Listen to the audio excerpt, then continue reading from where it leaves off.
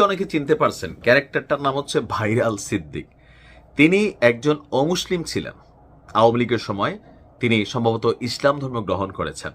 তো ইসলাম ধর্ম গ্রহণ করার পরে তৎকালীন প্রেক্ষাপটে তার যে ভিডিওগুলো ছিল, আমি নিজেও কয়েকটা এপিসোড করছি তারে নিয়ে, কঠিন আওয়ামী লীগ ছিলেন। এমনকি খালেদা জিয়া, বিএনপি, জামাত ওই এলাকায় ঢুকতেই দিবে না। তো 5ই আগস্টের পরবর্তী সময় হঠাৎ করে এই ভাইরাল সিদ্দিক বিএনপির যে ওলামা দল আছে সেটার তিনি মানে একটা প্রধান দায়িত্বে চলে আসলেন, নিজেই নিজেকে ওই পদে বসাই দিলেন। এরপর 32 নম্বর যে ভাঙ্গা হলো, সেই ভাঙার সময় যে নাগিন ডান্স দিছিলেন রাস্তায় শুয়ে শুয়া, এরপরে আমরা দেখলাম যে তার বিরুদ্ধে একের পর এক অ্যাকশন বিভিন্ন জায়গা থেকে শুরু হলো। এখন তার এই ভিডিও নিয়ে বিভিন্ন জায়গায় দাবি করা হচ্ছে যে 32 ভাঙার কারণে স্থানীয় বা I don't know Awami League কর্মীরা তাকে অনেক মারধর করেছে, আর এই মারধরের শিকার হয়ে তিনি এই মুহূর্তে হাসপাতালে আছেন।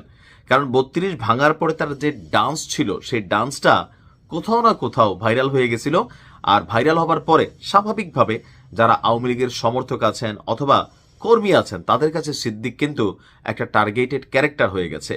আবার সে বিভিন্ন সময় যে ধরনের বক্তব্য দেয়, তারে পাগল ছাড়া আমার কাছে আর কোনো কিছুই মনে হয় না। প্রচন্ড লেভেলের চাপাবাজ আর একটু ফাত্রা টাইপের ক্যারেক্টার। আমি জানি না যে বিএনপিতে আসলে তার কোনো পদ পদবি দলীয় অবস্থান আছে কিনা। তো তারেক রহমানের কাছে এই যে সে আহ্বান জানাইছে, এই আহ্বানটাও এটা হচ্ছে তার একটা কৌশলী চাল।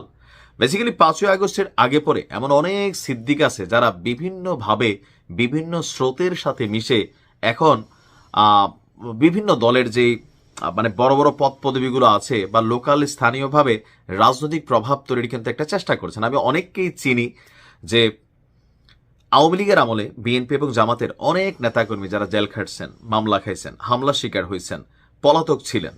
তো ওই মানুষগুলা দেশে বিদেশে বিভিন্নভাবে তখন যে রাজনৈতিক কর্মকাণ্ড পরিচালিত করছে, তখন বিএনপি জামাতের অনেক নেতা তারা কিন্তু চুপচাপ ছিল। জামাতের রাজনীতিটা যেহেতু গোপনে ছিল এটাকে বোঝা কষ্টকর ছিল, তবে বিএনপির আমি অনেককে দেখছি যে চুপচাপ ছিল। আওয়ামী লীগের সাথে সেটেলমেন্ট করেই কিন্তু তারা চলছে, এটাই বাস্তবতা। আর কিছু করারও ছিল না, কারণ একজন মানুষ যখন তার ব্যবসা বাণিজ্য বা অনেক কিছুই চালায়, তো স্বাভাবিকভাবে রাজনৈতিক একটা শেল্টার লাগে।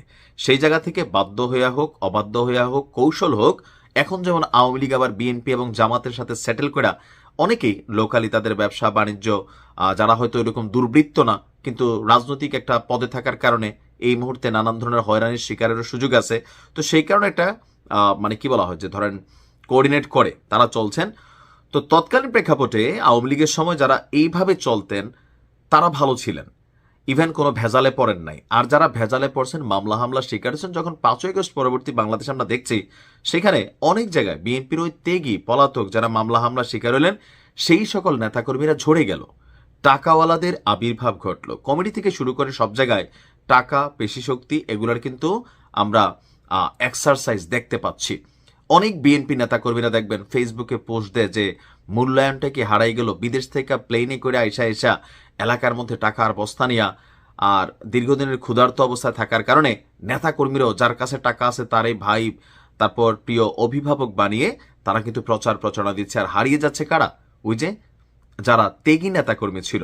আবার এই আওয়ামী লীগের দুর্দিনও দেখেন, অনেক নেতাকর্মী বা অনেক এমপি মন্ত্রী যারা কোটি কোটি না ভাই 100,000 কোটি টাকা কামাই ফেলছে, ওনারা এখন কিন্তু আরামায়েশে আছেন, দেশে বিদেশে বিশেষ করে লাক্সারিয়াস লাইফ লিড করছেন। কিন্তু যারা ভাগেও পায় নাই কিন্তু কমিটিতে ছিল অথবা দলের কোনো একটা প্রোগ্রামে গেছে, তারা আজকে দৌড়ের উপর, তাদের নিয়ে কিন্তু ওই রকম খুব বেশি যে হেডেক তাদের পরিবারটা কিভাবে চলছে। যদিও আওয়ামী লীগের আমি দেখি যে বিভিন্ন পেজে টেজে নিউজ আসে আইনজীবী নিয়োগ করছে বা ব্লা ব্লা ব্লা, কিন্তু বাস্তবতারা শতভাগ কিন্তু এরকম না।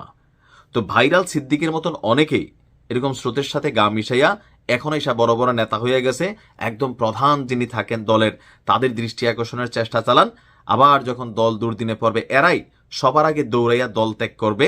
যেমনটা এখন অনেক জায়গায় আওয়ামী লীগের অনেক চেয়ারম্যান বা বড় বড় নেতারা চুল কামাইয়া দুধ দিয়া গোসল কইরা তারা প্রমাণ করার চেষ্টা করতেছে যে তারা আওয়ামী লীগ না। খোদ গোপালগঞ্জে কিন্তু আমরা এই দৃশ্য দেখছি। যাই হোক, প্রতিটি দলের উচিত এরকম ভাইরাল সিদ্দিকদের ব্যাপারে সচেতন থাকা, নয়তো যে কোনো সময় বিপদ আসবে। ভালো থাকুন।